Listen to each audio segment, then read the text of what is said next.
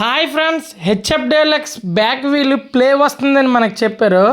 అయితే మనం back wheel ఇప్పేసరికి బేరింగ్లు కోన్లు పోవడం, బ్యాక్ వీల్ ప్లే వచ్చింది. అయితే మనము ఆ బేరింగ్లు మనం తీసుకొని కొత్త బేరింగ్లు వేసుకోవాలి. మనం బేరింగ్లు తీయడానికి ఒక సుత్తును పోయిన స్క్రూ డ్రైవర్ సహాయంతో మనం బేరింగ్లు తీసాం. ఒక సైడ్ బేరింగ్ అయితే కోనే ఉండిపోయింది, మొత్తం బేరింగ్ అరగొట్టేసింది. రెండో పక్క అయితే బేరింగ్ బాల్ కొట్టేసాయి.